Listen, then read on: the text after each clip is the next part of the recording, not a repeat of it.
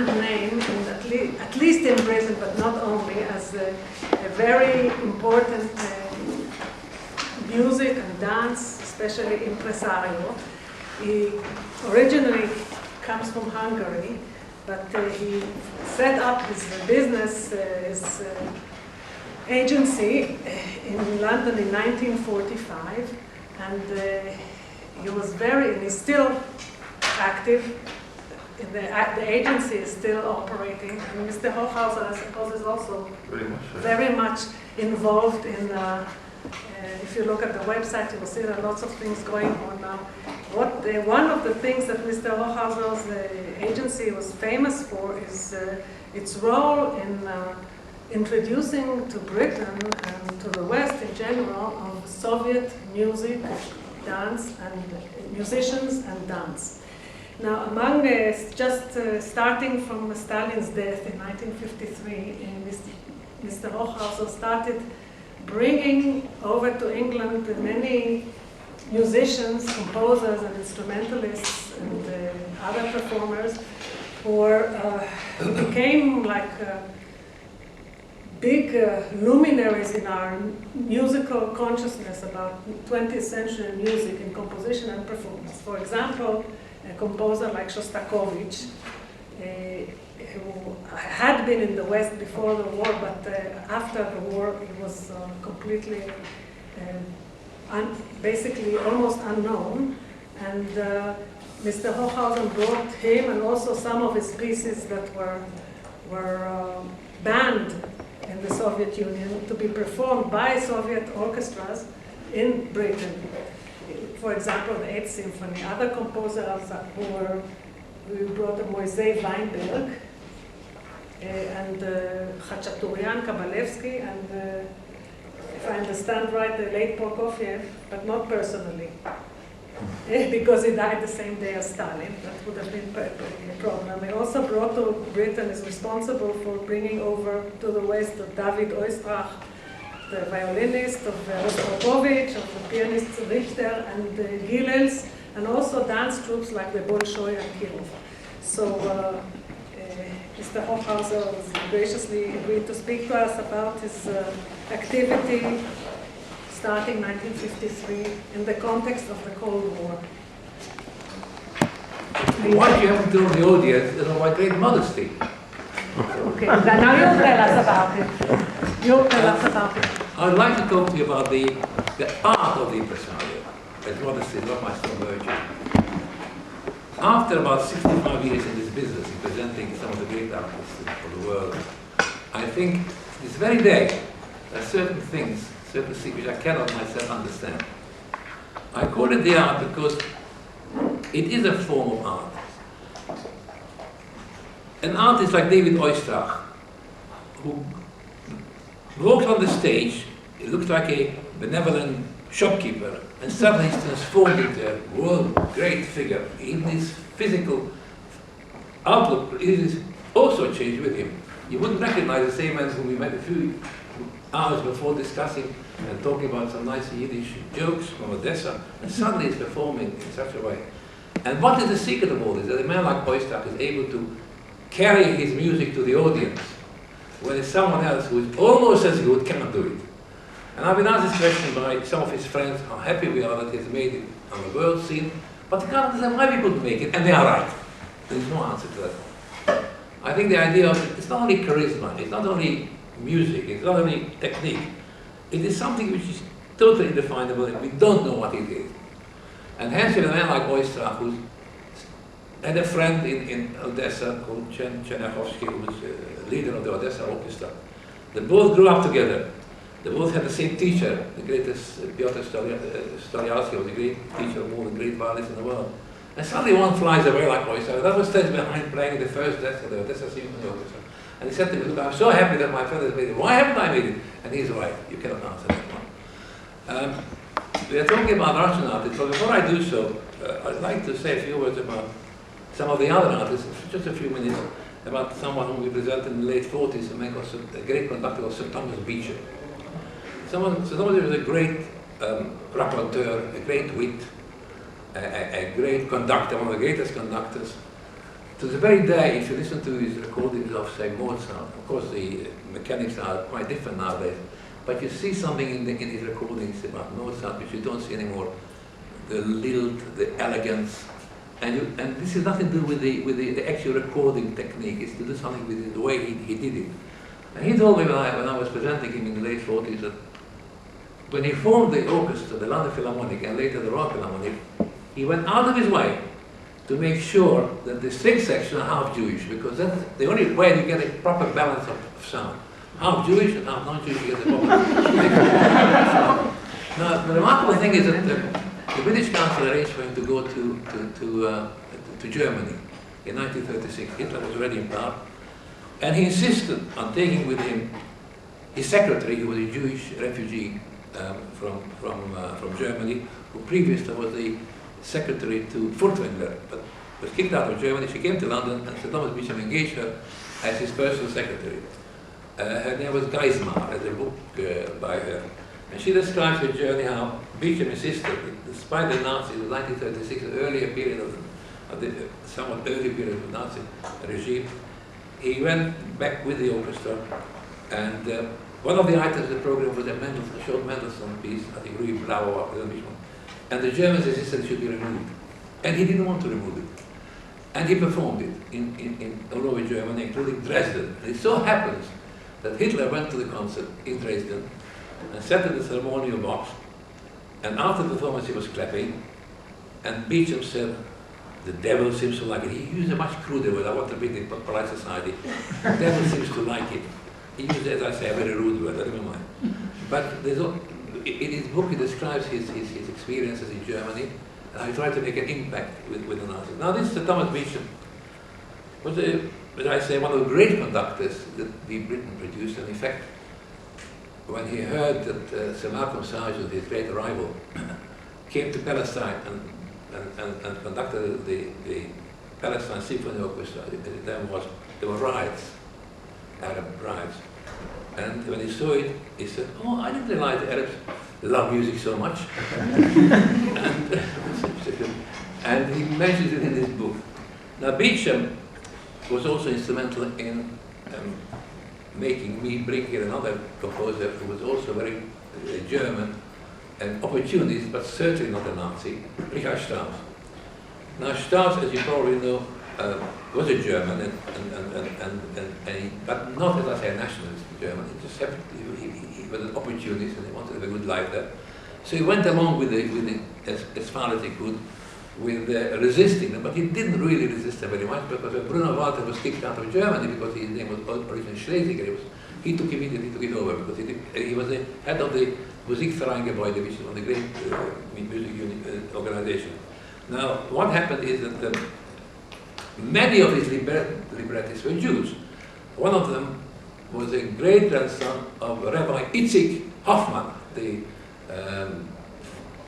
president of the Kultusgemeinde in Vienna, whose great-grandson was Hugo von Hofmannsthal, you may have heard the name, and who was a great poet and also a librettist for Frau der Schatten and also Rosenkabarett and one other thing. He had another Jewish librettist, Stefan Zweig, also a Jew. And he himself, they say, I'm not sure this is correct or not, had a Jewish wife. And his son also married to a Jewish wife. Now he came to London, and Beecham was the host, and I was co-hosting him. And he insisted, Strauss, that one of the works to be performed was something called Burlesque for Piano and Orchestra, a moderately unknown piece, but that the pianist should be one of his first soloists before the war, or before Hitler came into power. His name was Alfred Blumen, a Jewish refugee in London, and he actually performed in London this Burlesque for piano and orchestra, and actually made his career again, reignited his career, relaunched his career. And that was a story about Strauss. But let me just jump quickly, because I think you're all hearing about the Russians, and therefore I think about some of the other things which I prepared to say, but I'm not going to say anymore because I want to speak about the Russians. Now the Russian thing, I must admit, was a great opening for us. It is not correct that Shostakovich was here before the war. That is a mistake you made. But never mind, it's not important. What is important, that he came here after the war and we became very friendly with him. And not only with him, but also with all his associate musicians. Now, you must remember that Shostakovich wrote a violin concerto, which he dedicated to David Oistrakh, the great violinist, perhaps the greatest. And this violin concerto was withdrawn because they had for whatever reason, by the Soviet authorities, and therefore it is characterized as a little Odessa Jewish song, a little frela, which he put in the concerto. It was somewhat rewritten, and then he presented it to Oistrakh on his 50th birthday. And when Oistrakh played it, I must say honestly, nobody should ever listen to the concerto by anyone else. Because once you heard Oistrakh, I really don't want to hear anybody else playing this concerto, because nobody can play the way he did it. Oistrakh himself was a great personality. He was a little modest man, typical Odessa, who slowly went on the platform, looked like a sort of a benevolent shopkeeper, I suppose. And as I said, when he started playing, everything changed with him. Now, he was very friendly with us, and hardly a week went by without our speaking to him on the phone or visiting him or whatever. Now, he was not a great intellect, but just a simple Odessa Jew, and who, as I say, made it in a big way in the world. But no matter how much he made it, how big he became, he would always remain David Oistrakh, the Odessa little fellow who would speak to a queen in the same way he spoke to an ordinary man who was waiting for a signature for an autograph or something. It made no difference to him at all. And he did meet queens, and he did meet all these people. And I think we should not forget that to be associated with David Oistrakh like we did is in itself a great honor. And I think that when he died, in a way, our interest in Russian artists died with it somehow. But we shall always honor his memory. And one of the last requests, we were present at his last concert in Amsterdam, where he actually conducted. When he said to me from time to time, look, the older I get, the worse I will play. And my son Igor will become much better the older he gets. But it wasn't true. It didn't quite happen like that. The older he got, his charisma grew with him, and his personality grew with him. He became a good conductor too, and his son didn't quite make it the way he thought he would. But what is important is that he did say to me, and I say perhaps for the first or the second time, when anyone is not a secret, he said to me, look, I'm a Jew. I'm not an Orthodox Jew, my wife isn't Jewish, my children certainly are not Jewish also. But I want you to say Kaddish for me once, if only once, when I died. And he was very ill at the time. And my rabbi said to me, it's the biggest mitzvah you can do, if you do say that. I just confess it to you off the record, as much as possible. It happened to be true. And the rabbi probably said, it's something which you must do. And I didn't remember. But it shows you that he didn't want to forget that he was a Jew to the very last. Of course, he couldn't be an Orthodox Jew because he wasn't. But at least on this thing he did not have.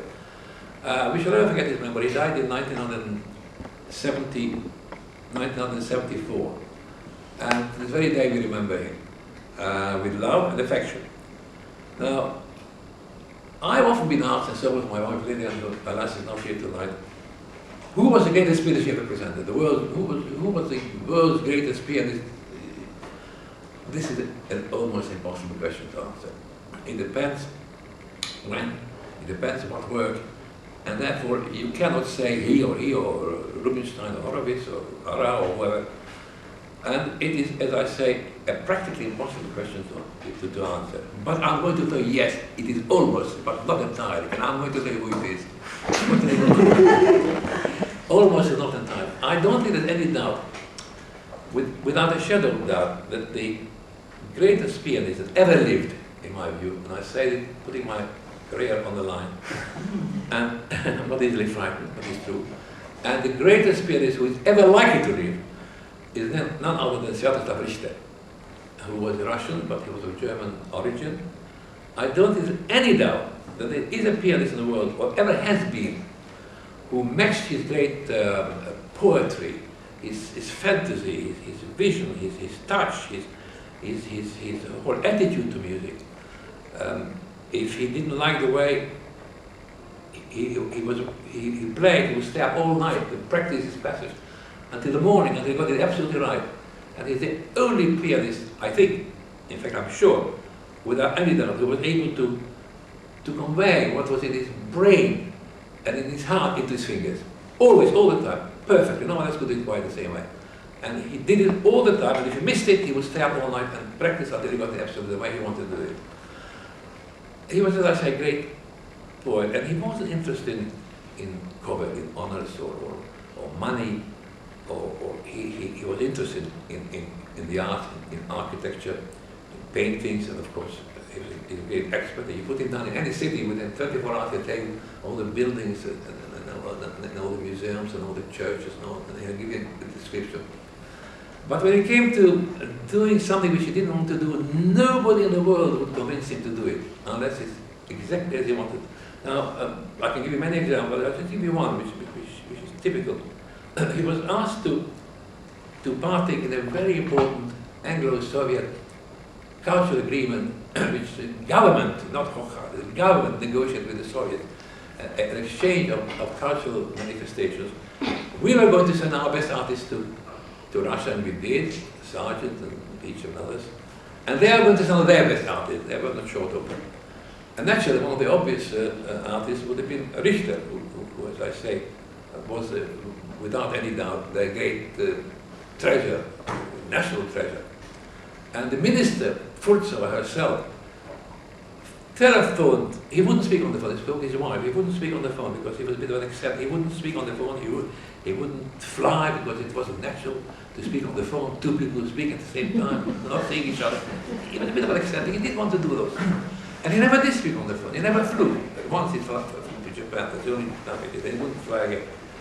But what I was telling you before I interrupted myself is that what was the name? When Richter was asked to partake in this famous festival, which was a government manifestation, it's not a commercial. It's not the governments have decided, and it was enshrined in a cultural agreement signed by both the Soviet and the British government. So he was asked to partake in it because it was their own festival, if you like. What was to be called the Festival of Soviet and Russian musicians, and the other one was British. So he was asked, and he said, I don't want to play this year. It's not in my repertoire to play Russian music, Prokofiev. I want to play, but not now. I wasn't preparing, but I want to play Schubert and Schumann and other things. But so the minister said, but yes, they are very great composers. They're not Russian. Yes, they're not Russian, but I don't. Prokofiev actually dedicated himself his sonatas to him, Shostakovich also. But he said, I don't want to play. And then the minister told his wife that he actually said this was to his wife, and she said, well, he doesn't want to play that. We asked you. It's very important for us to show Richter in this particular context. And he refused. And I knew, and everybody knew once he refuses, nobody will be able to shake a night at the minister, no one else. He didn't want to play. And it was very important for the Soviets. So I received the program for the Ministry of Culture, and there was suddenly Shostakovich's quintet with Richter in it. And he told me he's not going to play. He told me. But of course I can't tell the Soviets, look, he tells me. You can't, he wasn't afraid of this either, but I just couldn't do that because the ministry sends you an official guideline, official program, and he is in there, right? I can't say, but he told me he's not going to. It's spastisch. I couldn't do it. So what happened is that there was a quintet and other works, of course, and the Protestant Gilels, who, by the way, always suffered from being number two. It's terrible to be number two. Number 3, 4, nicht gefährlich, but to be number two. but he was number 2, a great pianist, but still number 2. So he came in, he was there also, but Richter playing the quintet and Gilels playing the Tchaikovsky and so on. And other artists, of course, Rostropovich and so on, but not Richter. So we couldn't refuse to, it had to be advertised. So what are we to do? To advertise or not to advertise? I mean, I knew he wasn't going to do it, but the minister said yes, so I'm not going to, we can't sort of tell this to be heard that he's not going to do it. What would you do? It's a terrible dilemma because you see, you can't, as it were, say, I know better than you do. It's not the way to do business with Russians. So what happened is, we thought up, my wife thought of the idea, look, we have to leave it as late as possible. And when the time comes, you say, owing to, you can't say illness because it will be fooling the public, and you cannot, you cannot let the public know.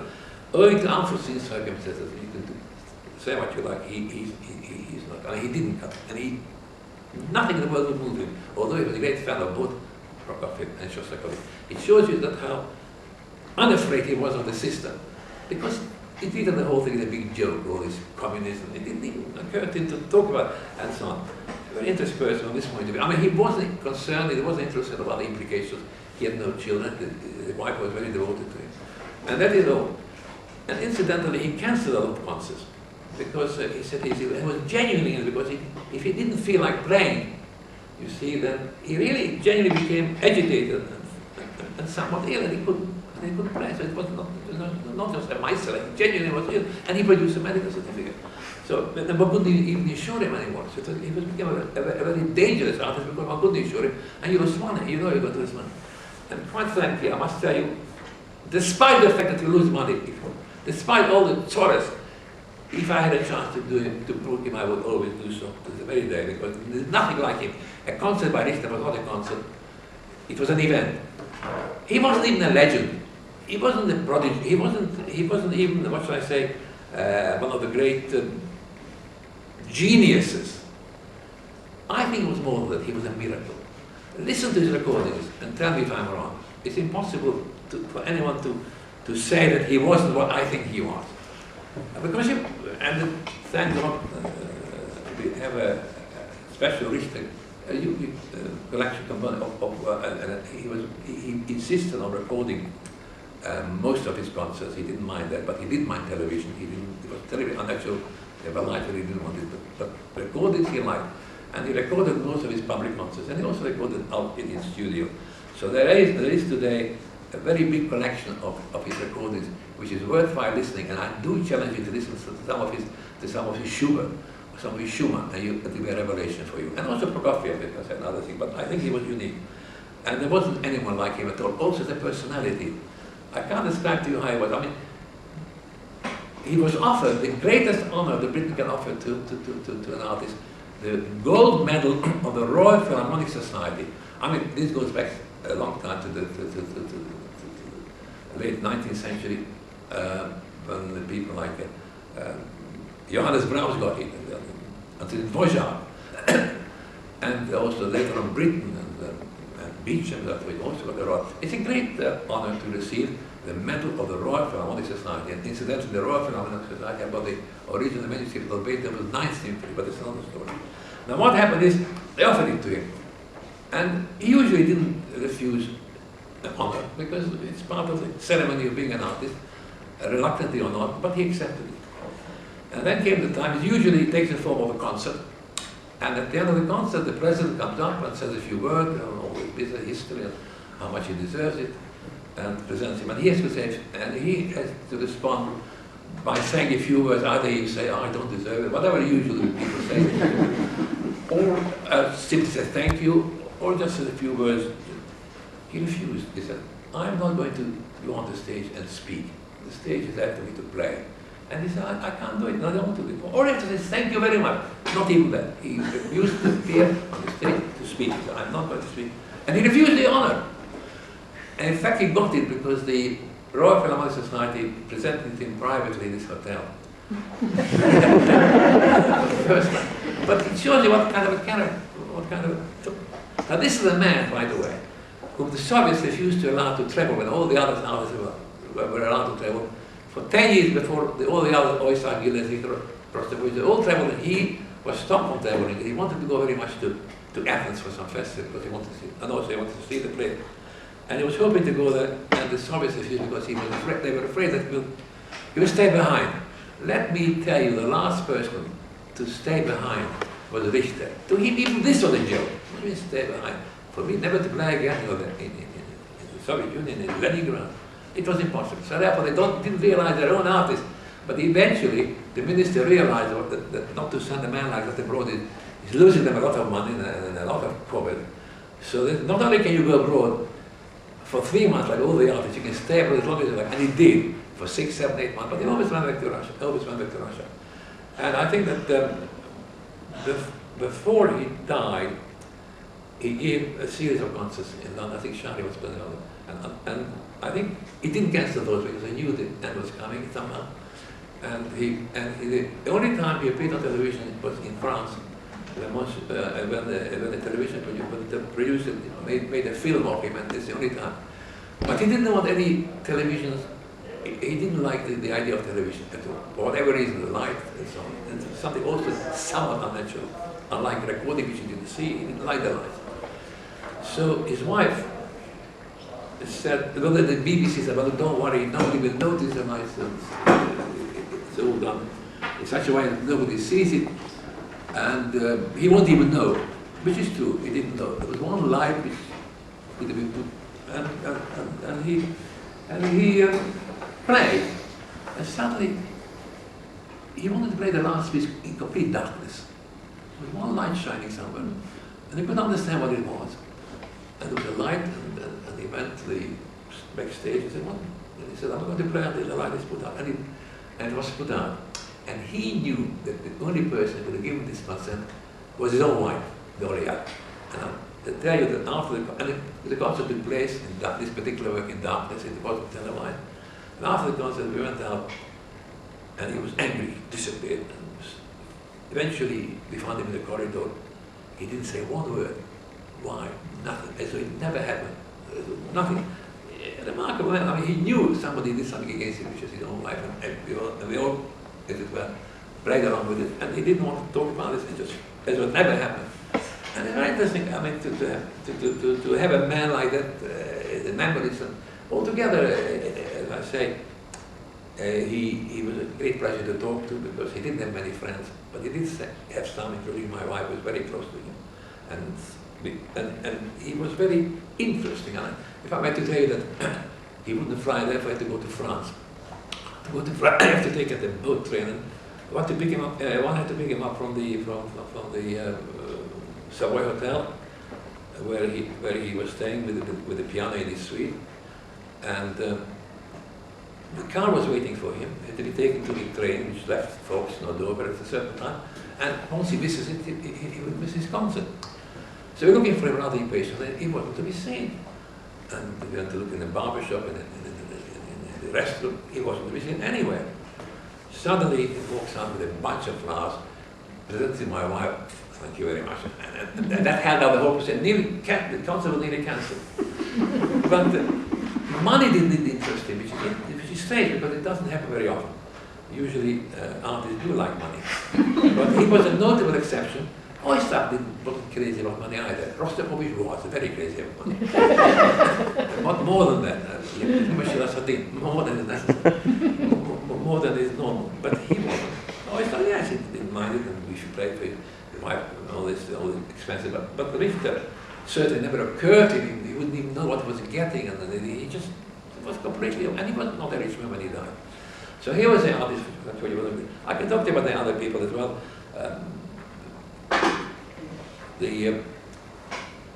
One of the great things we did in London was the first visit of the Leningrad Philharmonic Orchestra with a conductor called Bravinsky, who was a great conductor, who never ever conducted any other orchestra except the Leningrad Philharmonic. And he had one beautiful hall in Leningrad, the officers' hall, which is the Philharmonic Hall. And he, as I say, had many invitations, and he didn't want to know any. I think on one occasion there was a festive concert where he conducted one piece in Prague for whatever reason, I don't know, but he never conducted again any other orchestra except this one. And actually, you had the result there. You have an orchestra which was unique, which was absolutely perfect. And I don't think today it's a different orchestra altogether, but in those days it was an orchestra with a character, an orchestra which played in such a way, and he rehearsed them constantly. And it was part and parcel of the whole setup.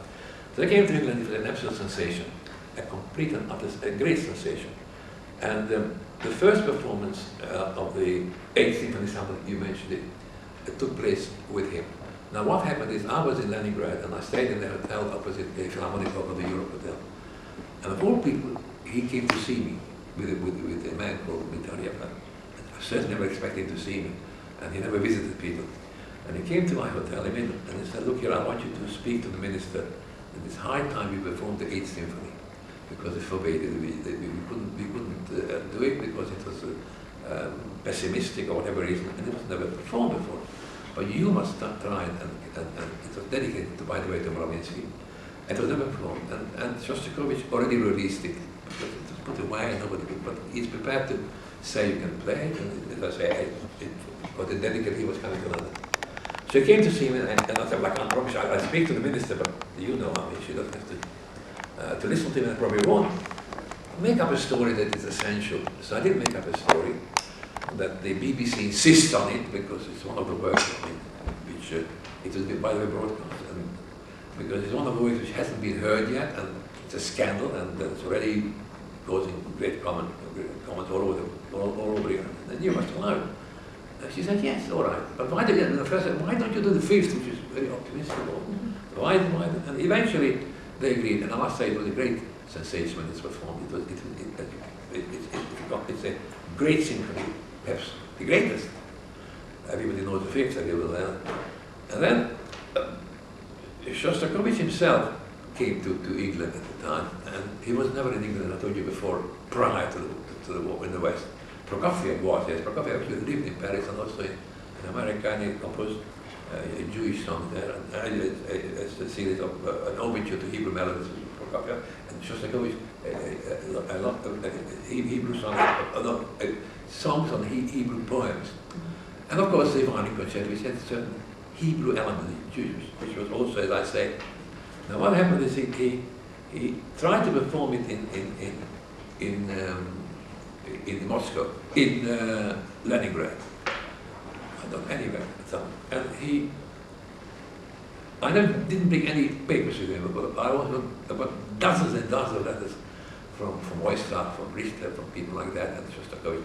One letter I did bring with you, which is a letter that, in case, because there's some controversy about Oistrakh's affiliations, some people say he was a sort of crypto-communist and all that, utter complete nonsense.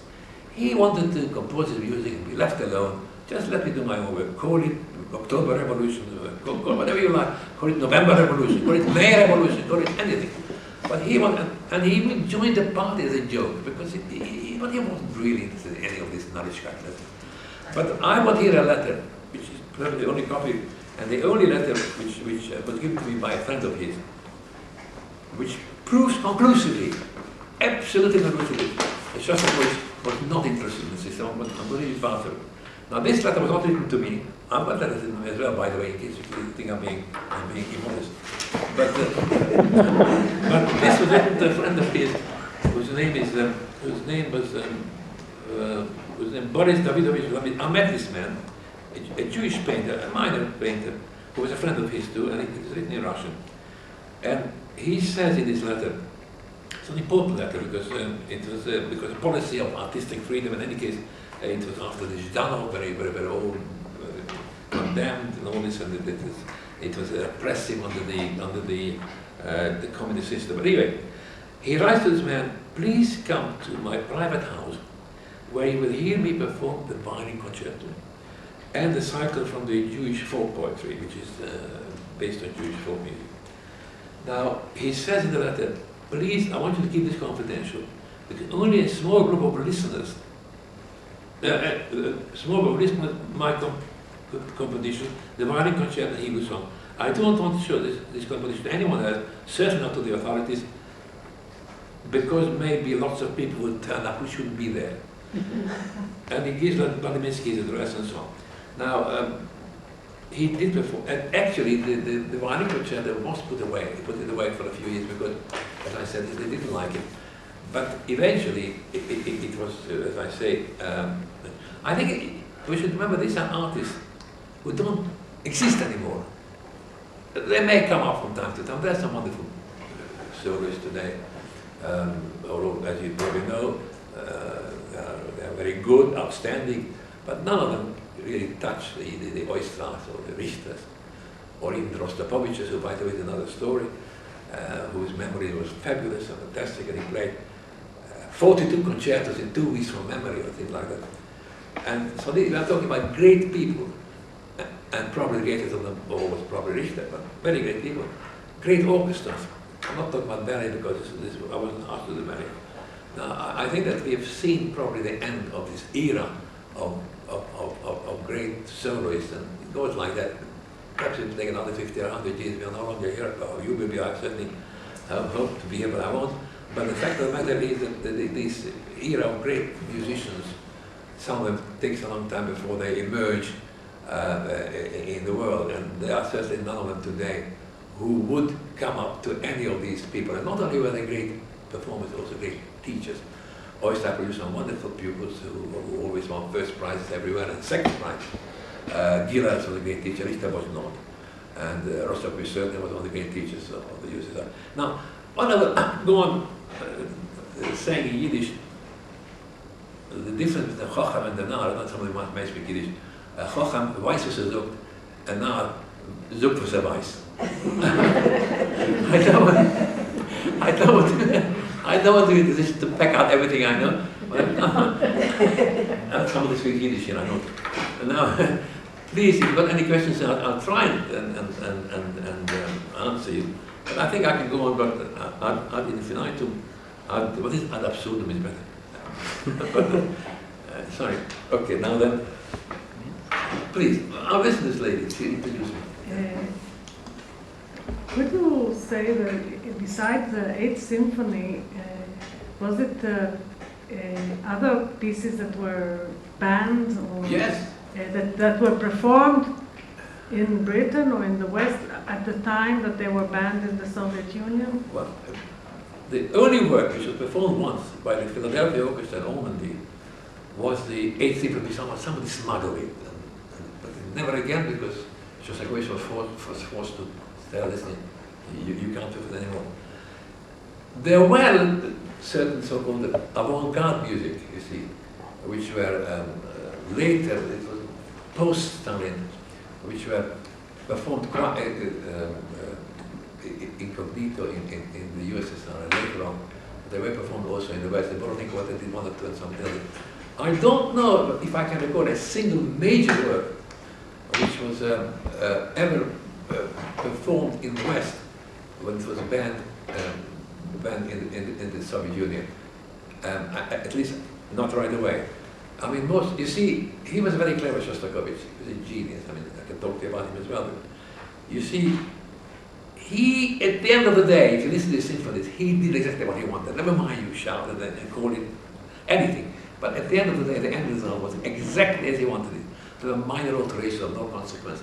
When it was really, I mean, the Babi Yar. I mean, really, this was a real provocation to perform the Babi Yar symphony under the Soviet rule, which openly, by Yevtushenko's poetry, which openly defies the anti-Semitism in Russia, and nobody wanted to perform. Yes, Kondrashny performed, but no soloists wanted to sing the part of Babi Yar until they found some heroic young men who did it. But what has happened is that even there he didn't change it, but he changed it instead of as long as I'm a Jew. But Yevtushenko, who was not a Jew, wrote it as a crusade, to use a bad word, against anti-Semitism. Now, when I met Yevtushenko, he came to what he saw, because it's a crusade. Bad word. Now, what happened is when Yevtushenko came to London, and we presented him at an evening of poetry reading, which included some British poets, I don't know, and some actors. I asked him afterwards, I said, would you like to write afterwards? Not a long, just write out from the Babi Yar. And he did. You have to sing the Babi Yar. You have to sing it. And I asked him, and he signed it, this is my friend Victor and Lillian, my friends. And then I met Shostakovich, he also signed. I've got all these documents which are very, and what I did is we came here about 20 years ago, or 15 years ago, and we gave it to Yad Vashem, which is there now, you can see it. The actual poem. It was the original one, but because he wrote it after me. But there's only two copies, one which he wrote for at the time, and one which we have, which we felt should belong here, and it is here. Now, this Babi Yar poem. The other poems are in the symphony, by the way, but this is just one of many. But it's, you know, and to write it at such a time when it was perhaps not dangerous anymore, but it wasn't exactly the most popular thing to do under a system which tried to form an anti-Semitism in a big way. It was also the time of and I must perhaps talk about it, it could be something interesting for you perhaps, the fight of the Russians to leave Russia for Israel. Now we did these concerts with these great Russian artists, and I must confess to you, we were attacked quite vehemently by Jewish people, friends of mine too, including our own cousins and so on, who felt this was not the time to bring artists when Jews are not allowed to leave the USSR, and therefore I, as a Jew, an Orthodox Jew, have no business to bring these artists. Now this is a point, of course, it's a point of view. It's a stupid point of view because really these are Jewish artists, and most of them, and they are not completely away from what they think, and they can't do much about it anyway. Now the alternative is to leave them in Russia, which is a very bad alternative. It's better to. And when they came to London, Oyster came to not to London, but to New York. You got this Kahana group, what they call the Defense League. They actually did all kinds of terrible things. They went on the stage and released threats, I don't know what, and other things. And Oyster was frightened. I mean, first of all, you could frighten a person to death, but and in the middle of a concert, and Rostropuk, and Oyster was a Jew, and he could be more of a Jew than Oyster. He's really a genuine Jew. I mean, he wasn't a frummer, he didn't like filling every morning, but he was a Jew. And to interrupt his concert in London when he was lucky to be left out, to be let out to Russia. And he said afterwards, look, I don't know what to do anymore. Here I am, back home they also do things against me. I don't know what to do anymore. So, and things like that. And he said, actually, he got up after this interruption, and he said, I don't know what to say to you. All I can tell you, you're not insulting me. You're actually insulting music, because I'm playing Shostakovich, let me get on with it. And then there was a terrible tragedy when one of the employees of the Columbia, not Europe, Columbia Artist Management, and I knew this girl. She was working in the office there, and she actually died from the fumes which was released, some fire bombs or something, whatever. You see, the cause was right, the targets were wrong. Let's put it this way. That's the way I can put it.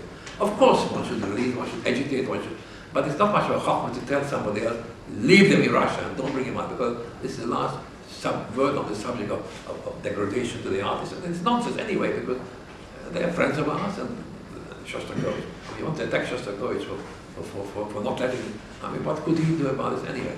Things like, and there were others.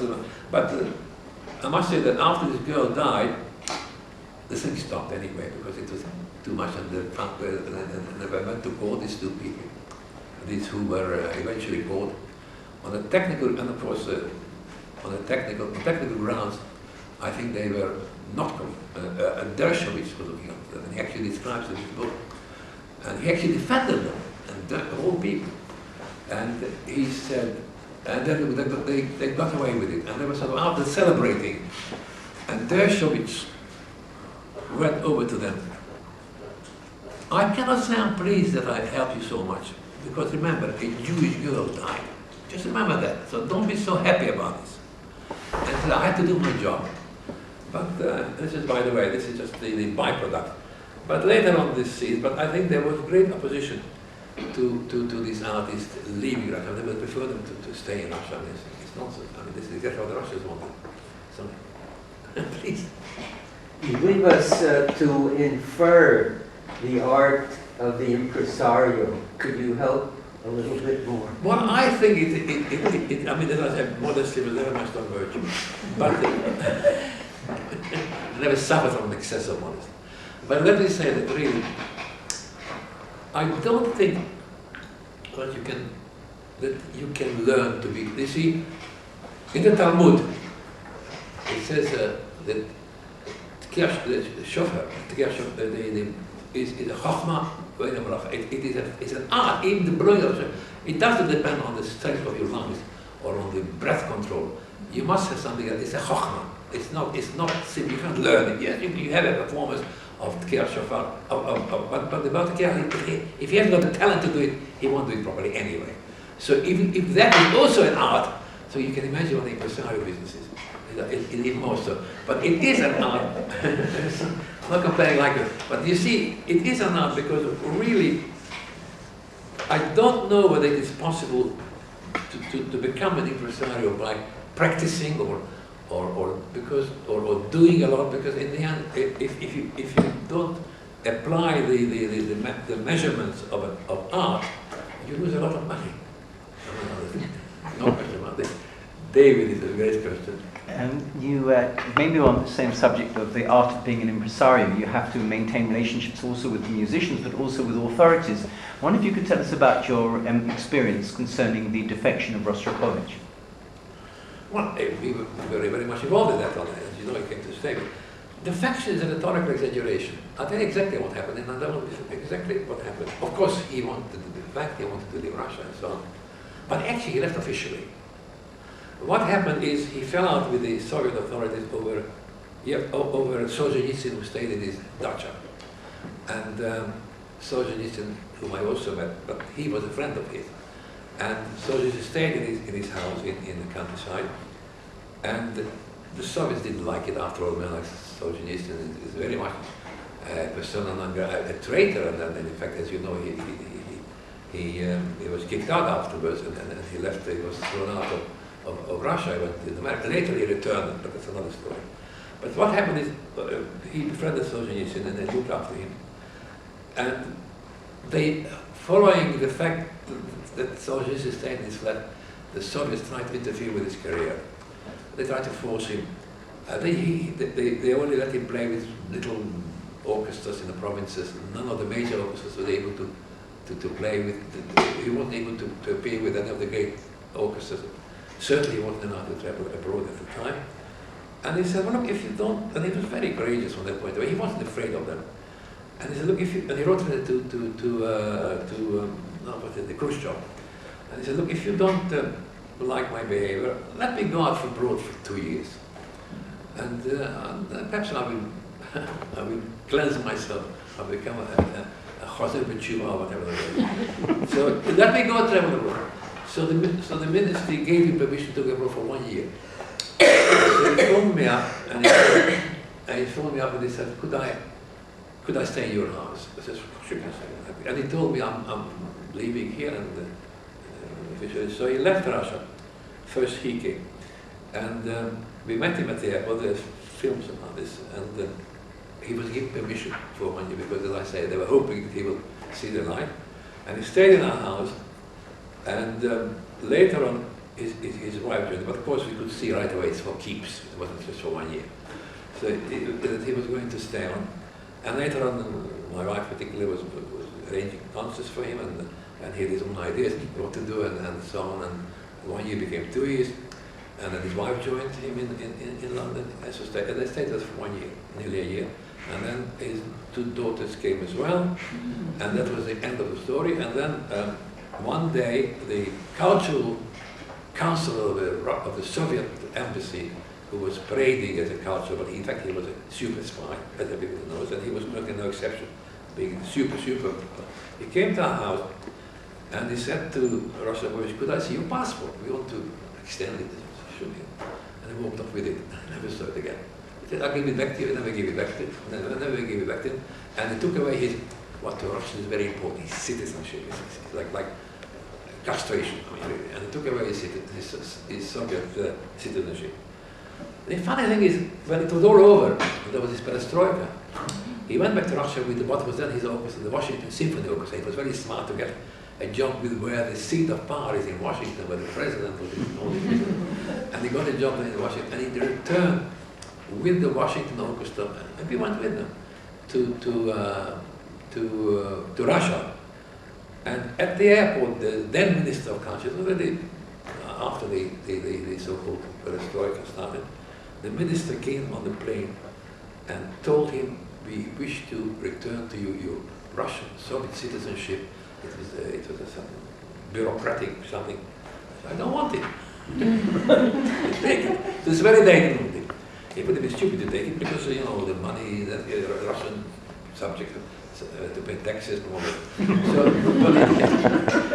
that. So he didn't take it. But he did go back to Russia once, a few more times. But he didn't, and his wife also stayed behind and so on. They all went back. Now, before he died, he was ill, and the Soviets realized that a cultural icon like Rostropovich, I mean, really stupid, whoever did this, what's the point of it? So They want him back as well, an artist, the Rostropowitsch. So they made big fuss of him. And on his 80th birthday, and there was a big banquet in the Kremlin, I was there, so I can vouch for it. And I'm giving you as a witness. Putin was there for his birthday, and he invited, and the only representative from Britain was me. And there was Putin in the Kremlin, and he made a most fantastic speech, what a great artist and how mistakes were made and so on, and it gave him honors, one of the greatest honors that Russia can give, the order of the Putin, Shmutin, whatever. put it on his neck, and he was letting that very ill, and so on. And I could see he was very ill, and he was not going to live very much longer, but he was very happy to see me, Vichinka, Shmitinka, and kissed me, he kissed everybody else, I was the only one, and so on. And he was a great kisser all his life. He kissed everybody, called the infidels, anybody. If we were not hungry, he still kissed them. So he kissed them all. And so he kissed, and he could see Vichinka, all of this. So they were very happy to see him, and so was she with that, and the speeches, also by the mayor of Moscow and some other people, the Philharmonic Society.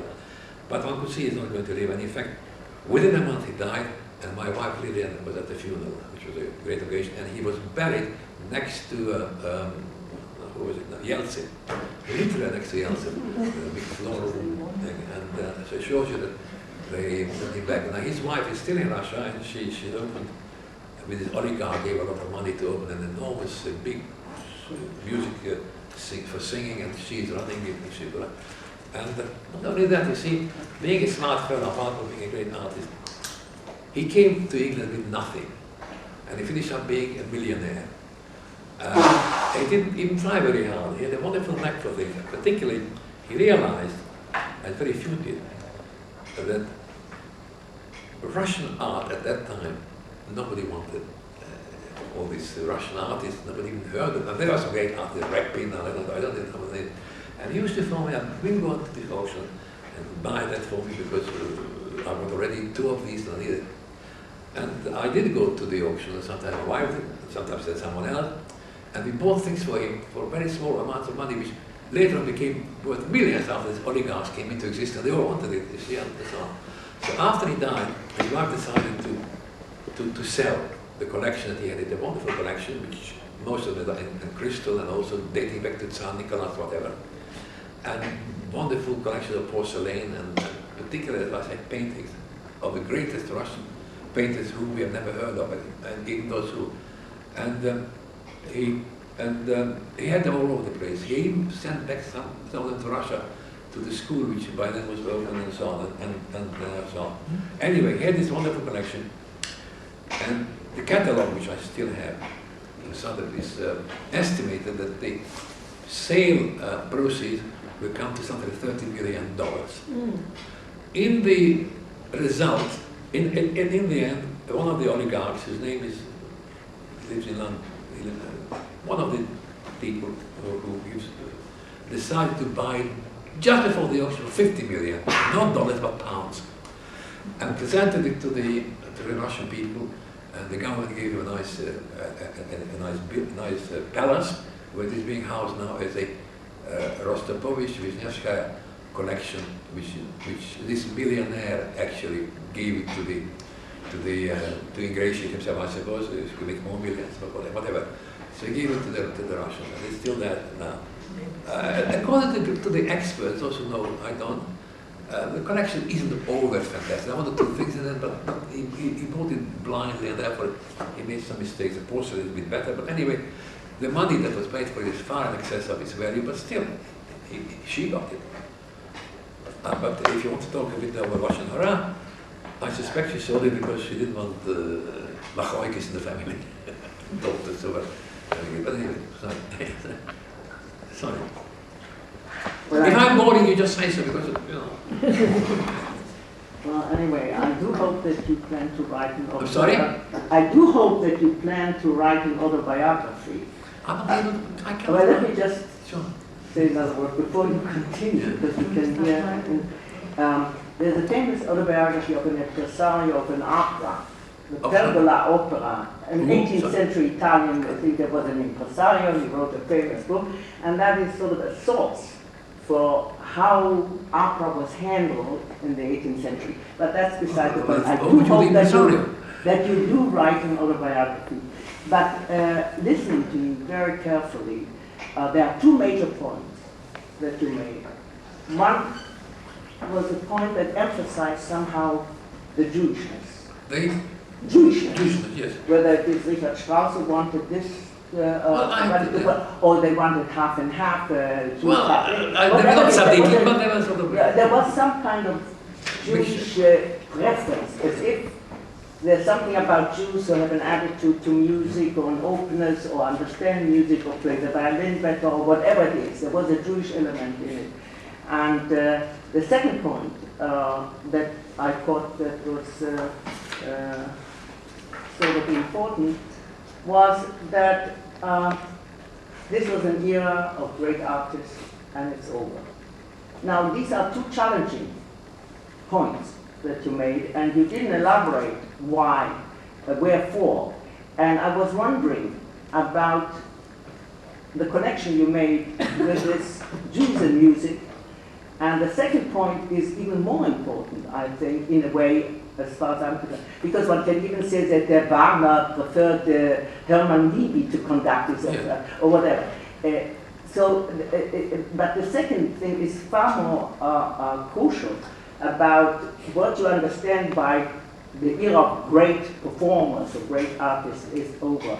Now, the first thing that comes to mind, there's so much emphasis on technical aspects, and because of recording, and because there are so many, and they listen to each other, and it's more difficult to be an individual under such an array of artists. But I guess that this is not what you have in mind. You have something else in mind. So do share with us the Jewish bit, as well as why you believe that great performers are over. Okay, there are no great composers of the qualities of Prokofiev or Shostakovich or Khachaturian or Benjamin. I think that the Jewish aspect is important because I happen to be a Jew and it's a Jewish audience. I mean, I suppose it's an indispensable part of the ceremony. So you're pleasing us? You're pleasing us? It's an indispensable part of the ceremony of speaking to a Jewish audience to speak about the Jewish aspects of these things. That is what I mentioned. But of course, you're right, Wagner. You see, according to the halakha, from what I understand, unless you are Shomer Shabbat, you cannot be a moel, because it's not kosher. Unless you are, you cannot be a shoichet unless you keep Shabbat. You can't be. It doesn't apply to music.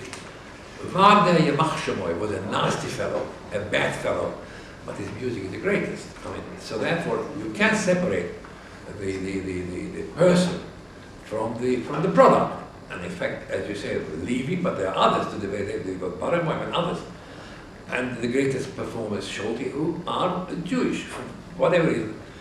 Of course, I met a great, you may have heard of Razai in Berlin, he was a very interesting man. We did once a Wagner concert. And I said, would you like to come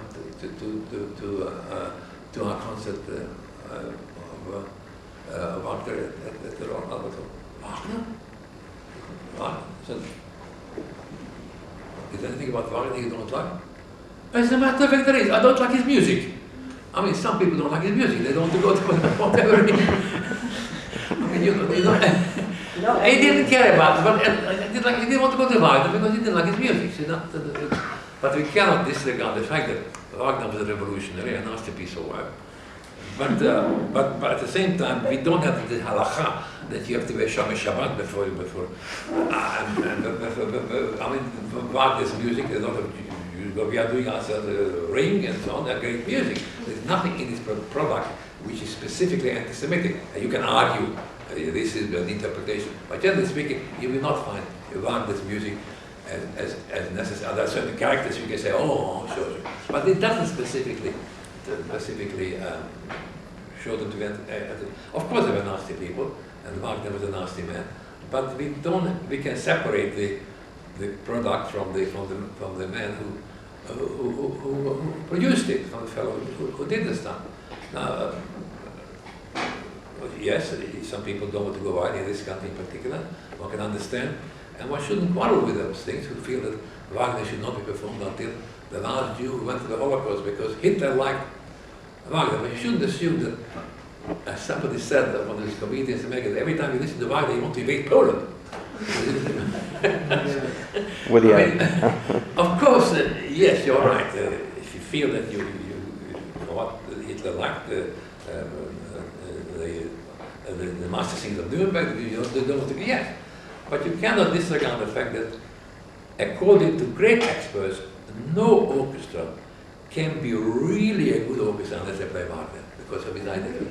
So they say. I don't know if it's necessarily true, but it is possible to imagine that his ideas about music was such that in order to get the full impact of his drama, you should listen to it. And I think one can perhaps during the concert overlook. But of course, I agree with you. You can ask the fellow. No, but why did you emphasize Jewishness? Well, simply because I want to make it a little more kosher. It's more hefty. Now, to listen to Wagner, you should. Goodbye. It is important to point out the elements of Jewishness in whatever. Certainly, in the case of Oistrakh, who was a good Jew. Gilles is a good Jew too. Gilles, you see, when after the Six-Day War, the Soviet authorities wanted as many important Jews as possible to sign a manifesto against Israeli aggression. They broke off relations with Israel, the Russians at the time of the Six-Day War, and they wanted to get as many Jews as possible, Kogan, Gilles, Oistrakh, even the chief rabbi of Levin at the time, and the chief rabbi of Georgia, they were all asked to sign quite a sort of a kind of a manifesto condemning Israel for aggression. Now, there were one or two artists who did sign it. There was this dancer, he said, well, it didn't matter to very much, this, what's her name, Pisetskaya and so on. Kogan, they say, I don't know. Kogan did, but his son didn't like that and he told him off. But you see, when they asked something like Oistrakh, he said, you're silly. If I sign it, I don't want to sign it. I'm against all aggression, Jewish, whoever. But if I sign this, I won't be able to give back the hundreds of thousands or millions of dollars in America. The Jews will kill me. I mean, I won't be able to do it. And they got away with that one. Gilles said, well, disappeared from they couldn't find him.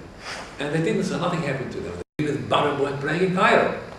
Or do you agree that he should... Just the other day. That's what I'm saying.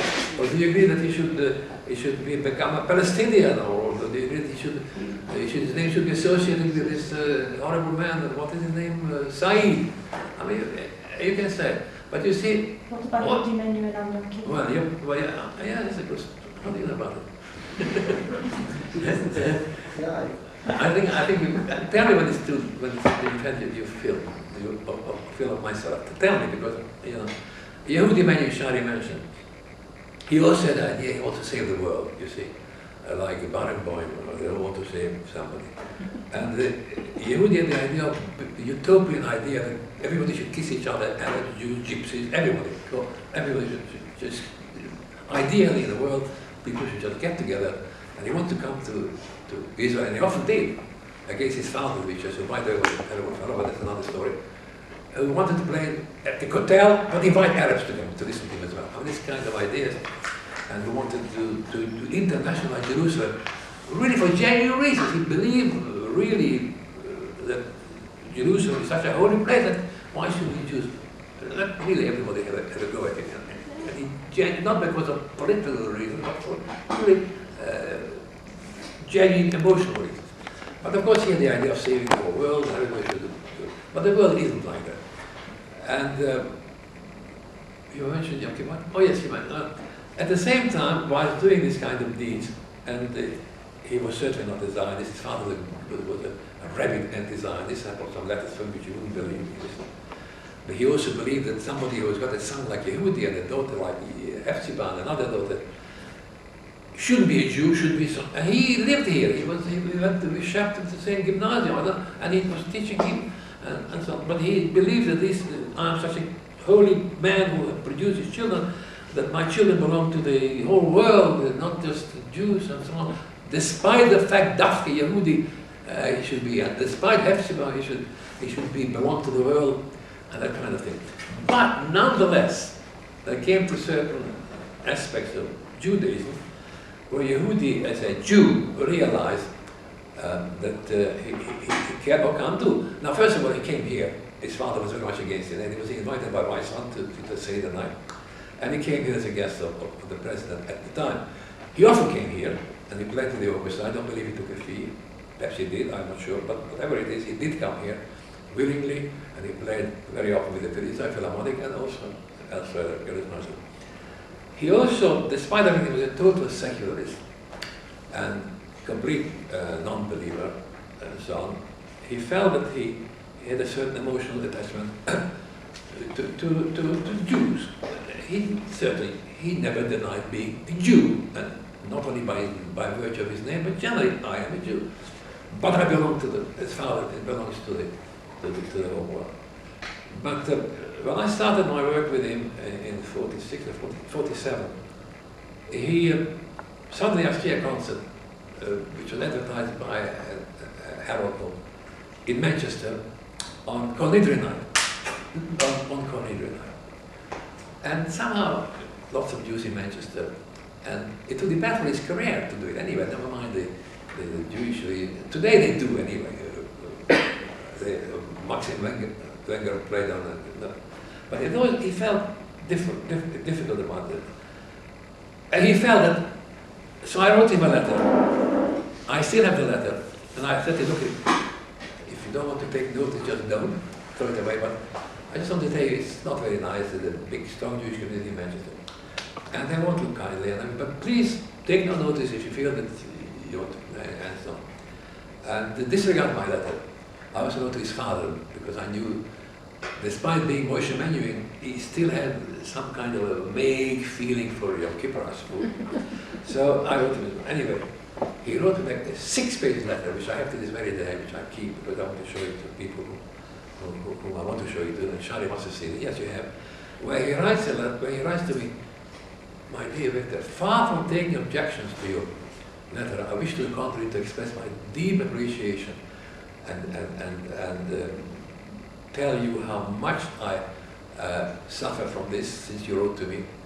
I did everything in my power to move this concert another date, and all my pleadings went in vain because the people who presented them, some unions, some wouldn't give way, and they sold the tickets, and there's nothing. And they wrote to say, nothing. Do you think, my friend, that my decision to donate my fee, which was 1,000 guineas, 1,050 pounds, to a Jewish charity would redeem me in the eyes of my Jewish brethren? Do you think they will, I know it almost by heart because I keep it, do you think that they will understand that by doing this deed, giving my money away, I'm no longer interested in any material, but I simply want to fulfill another my word of honor, which I gave to perform without a fee, which in itself, to play music on a day, no matter how holy, is not objectionable. The greatest music was written for religious occasion. Do you think they will understand, or do you really want to try even more to cancel it? Because I suppose I could plead with them and they could probably sue me, but I could do it. So let me know whether by foregoing my fee to a Jewish charity, my name would be redeemed in the eyes of my Jewish brethren. So I was a bit of a dilemma. I went to my rabbi, a very well-known rabbi. What? Take his money! Straight, without any...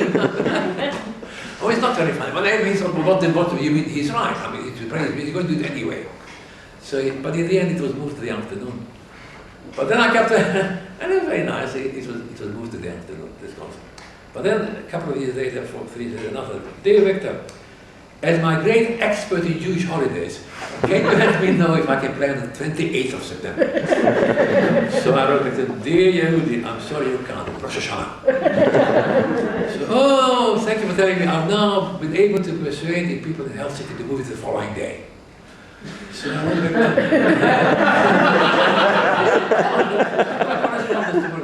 So the following day, so a letter arrived. So I told him, Yehudi, I'm sorry, you can't. The second day, Rosh Hashanah. So he wrote, but I was told by a friend of mine who's a very good Jew who told me that only one day is kept in Israel. And so I imagine I'm in Israel. Yes, but it doesn't, I wrote back to him, but it doesn't apply to Rosh Hashanah. Oh, you make my life too complicated. Just leave me alone, I'm impressing. But then, of course, I went to my local Mochus for him, Mr. Child, who was father-in-law, Gubi Abner, who had a wonderful bookshop. Find me a ruach for the next 10 years. He said he couldn't, but he could find me out for 5 years. I sent it to him. I look, here it is. On those days, which I'm not probably you can't play. I said, but it shows you, he didn't have a sentimental, he couldn't be bothered with the second error. But anyway, but he was a great personality. Do you know, he was the first of the so-called prototype of the Wunderkind. I mean, when he was 15, he played with Elgar, the Elgar Concerto 16, and he played the 3B Concerto, Beethoven, Bach, and he was one of the first. Anyway, unfortunately, later in his life, he couldn't play so well, but nonetheless, he retained his popularity with the audiences until almost he died, and he was always very popular. And he had this sort of, told you before, this feeling, this idea of rapport with the public, which very few artists have, and he was one of them, and he imitated. Yes, I have one concrete practical question. You can help us a little bit. You have mentioned recordings of Richter, which were made during his concerts. Some of them. Yeah. Is it possible to buy order to have them? Because now I see that the recordings companies, they don't like Charlie, concerts. recordings. Philips. Philips have issued They 200. don't like to issue them because many of them are pirated versions. They were recorded without his knowledge. Well, they were recorded. But the Philips brought out a whole collection of his recordings. But you don't have to buy the whole collection, it's very expensive. But buy certain things by Schubert, for instance. Or buy certain things by Debussy, the way he played it, if you like, or Ravel. I mean, this kind of music, nobody plays like, nobody can play like that. And certainly, I don't think it's possible to play Schubert like he did. It's impossible. I don't think anyone, you know, and I say, he was really miraculous. But if you want to buy, there were other things as well. Is it last but not least?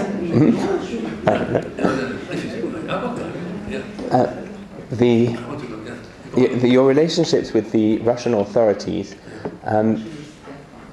what I find difficult to understand is you had to deal with the Russian authorities, you had no choice. If you wanted to bring Russian musicians, what made you the sole representative for them? Why wouldn't they just move to someone else when it was convenient?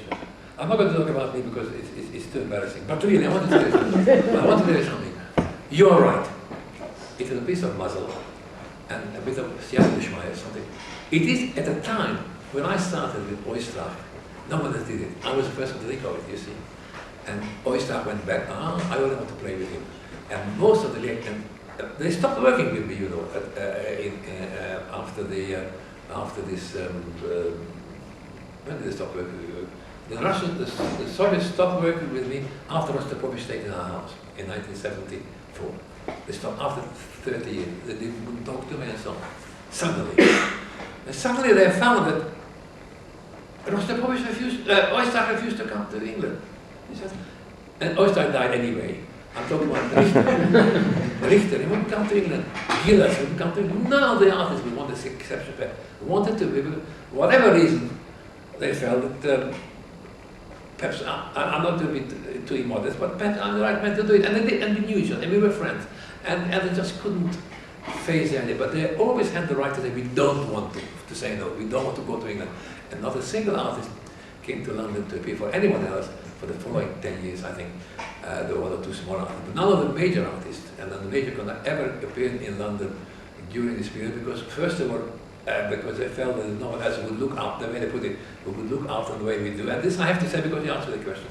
And secondly, what is much more important, we had also the venues. We had the entry to the hall, or the best hall for this Covent Garden or festival. And they didn't want to appear. So therefore they refused to come to England until they reopened again with me, again with these artists. And suddenly I found after they wanted to work with me that I don't particularly want to work with them, but they weren't the artists anymore. So therefore they either died, Oistrakh died, or so we stayed behind. Richter died, and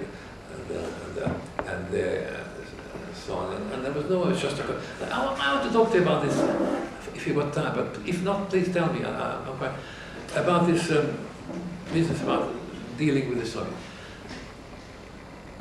You see, it's a special trick which you have to learn, and I was not immune from this trick. Firstly, I speak Russian, and well enough to communicate. I don't speak like Pushkin did or Dostoevsky, but I do speak Russian enough to communicate and to notice. And therefore, if during the meeting, and they did or didn't know, but they forgot or whatever, during the negotiation with these people, if I heard a conversation in Russian, does it mean dollars or pounds? Aha, it gives me an idea. I should say dollars, of course. But then it's no strong over it. What is it? Perhaps he's talking about pounds or dollars. I could see there's an issue with this pound or dollar. I knew right away about to negotiate in dollars. He said much like, and things like that. And also, you see, I knew from the artists whether they come. Some artists, like Rostropovich, certainly Oyster, told me beforehand that whatever you negotiate, if they want me to go to England, if I want to go to England, I'm not going to stop it, even if they get a bit less money. They want as much money as possible, they want to be sure. So I could see the nod and so on. And my relationship with the artists, they didn't like at all. They knew it existed, and they tried to stop it, but they couldn't, because they couldn't. On one occasion, don't tell me if I'm boring you, because tell me if I'm boring you, gentlemen. Because just somebody should tell me what this is. Because the Opus, the Leningrad Philharmonic, was traveling back from Edinburgh, where they're appearing, to London. And I traveled with them. And it was just before Rosh Hashanah, and I spoke to them 1 or 2 days, I spoke Yiddish. And I spoke to them, I didn't want to in Russian because there's lots of spying in Yiddish. And they also spoke they also wished Shana Tova to each other, and I knew that the Jews, they were all Jews, 50% of them, or the 6 actually, I will show you, but all Jewish people. So we spoke. The following day, about the week before Rosh Hashanah, the first day of Slichot, someone wanted to go to secretly to the synagogue for the first day of Slichot. But anyway, that's not.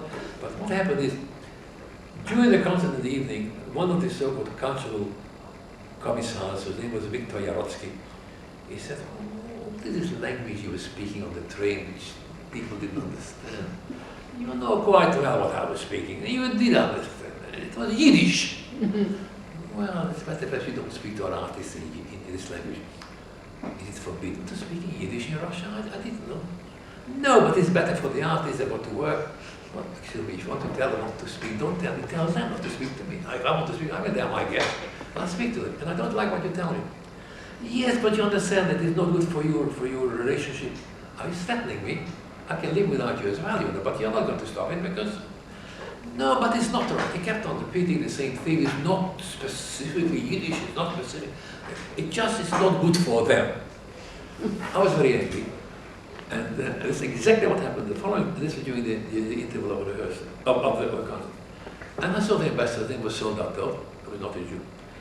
And I said to him, look, I don't like this. They are my guests here. I pay for their hotels. I pay for the upkeep. I pay a fee. If I'm forbidden to speak to them in Yiddish or in any other language, then I should be told not by the cultural... Oh, that was wrong. That was very wrong. I'm sorry about that. He had no authority to say that. And we are going to deal with this. And of course it's stupid for them to talk to me. If they want to tell the company, that's another thing. It was one of his over-eagerness to stop this conflict. Now the funniest thing was the following day there was another concert, or 2 days later, and his wife, Mrs. Soldatov, came to me, "I wish you a Shana Tova." And in Yiddish, "Was macht ihr? Was macht ihr?" She was Jewish, she spoke Yiddish, perfect. They are the so-called over-eager people who try to, but in the end, the funny thing is, when I was complaining to the ambassador, he must have told to somebody else, because many years later, a few years ago, I had a letter from Washington, from a Georgian who was also at the embassy at the time, and he reminded me he's now left Russia, he now lives in Washington. And may I remind you of the incident you had where you didn't want, when Yarotsky tried to speak to you Yiddish. It's funny how this incident. Of course, they were not very happy with me. and they were not happy with my relationship with the artist. And in fact, they stopped working with me. But they realized that it's bad to do that, and it's bad for the business. And also it didn't help their culture. And the stupidest thing they ever did, no doubt about it, by far the stupidest thing they ever did, is forbidding their artists to go to go abroad. I mean, Yehudi Menuhin was born in I don't know, America, New Zealand. Any artist, Rubinstein, Horowitz, they all lived in Russia, they all lived in London, in Prague. So why have we not stopped them? They would have come back. But once you stop artists, you create, and this is also why they realized this was a bad mistake. And then suddenly, as I said, they allowed Richter to travel wherever he wanted to. And then he is the last person to leave Russia. And Nureyev would not have left, Ashkenazi would not have left, and none of the artists would have left had they had an opportunity to come and go whenever they like, which other people can't understand. And their mistake was to put this clamp down, and also to play what music like, what is it, ordering people to play. It didn't matter on the Soviet, but they also made them play music by modern Soviet composers and all this, and which of course they don't want to do. Young artists had to do it because the career was at stake, but the older artists refused, all of them refused. And they also originally sent spies with them, so-called interpreters, which are obviously spies. Oistrakh, for the first 2 visits, came to London with a so-called interpreter. He didn't need them. And one day, this interpreter, nice fellow, got to know. Later we knew how to deal with him. He tell him, listen, you don't want Marx, you go Marx and Spencer, it's better for you.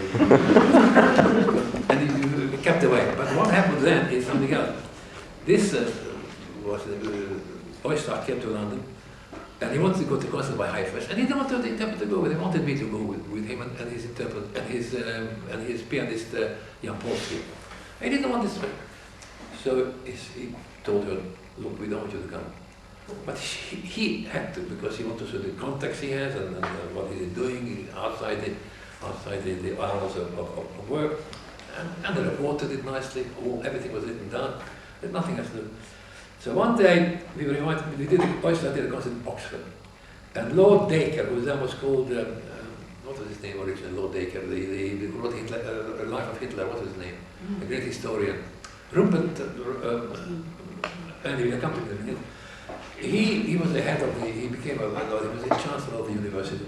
He invited us for dinner, very formal, candles were lit, and black tie and all that. Before the concert, he wanted Oistrakh to be the guest in the house, and his wife, Lady Alexandra, was the hostess, and he had a son who was there, and he invited me and my wife to this pre-concert dinner, and Oistrakh and his son Igor, and Mrs. Oistrakh. And of course, interpreter came. So, Lady Alexander and Mr. what was his name? He'll come to me in a bit again, I'm sure, but by the time I finish the sentence, he received the guest. Everything was very formal. After the Chancellor of Oxford University, of Christchurch University. Good evening, Victor Hochhauser, Lillian. This is David Oistrakh. This is Tamara Oistrakh, and this is and who are you? I'm the interpreter. I didn't invite you out! Honestly! And they had to put this outside. Since that moment, the Russian Oistrakh reported this because he had to. No interpreter was ever sent with Oistrakh or with Gilles or Richter or anybody else. Richter had one out. Nobody traveled with them because they only brought shame and embarrassment, and in most cases we knew right away who they were anyway, because we were told by welfare officers, and welfare officers, and they turned up, and the Stickler thing did was about as well, but I'm not going to bore you with the whole story itself, but probably do that. But the important thing is that we were always sent away, and one day, this is my last story, I will tell you, because it's a very, very funny one. They had to go, part of the duties of this artist, orchestras and ensembles, is to go to Karl Marx cave, what we call the grave to Karl Marx's grave in Highgate. So they all had to buy a shilling, to contribute 1 shilling at the time, to buy a wreath, to put it on the grave of Karl Marx, who was buried in Highgate. So they said, what? We said, we are not going to waste a beautiful Sunday afternoon and giving a shilling at the grave. We want to go to Marks and Spencer, quite fine, or whatever. Right? We don't want to waste our time. So I went over to the so-called welfare officer who did this collection. And I said, we give you the shilling, but keep it, but just don't say anything. Don't say anything to when you get back home. He said, I won't say anything, I promise you. But after the 120 people, are you sure there's not one person who will say something like tzaddik, who is a real communist, who said, nobody will say. How do you know? Because if he says he loses his shilling too. Anyway, this is, I'm sorry to both, but you know,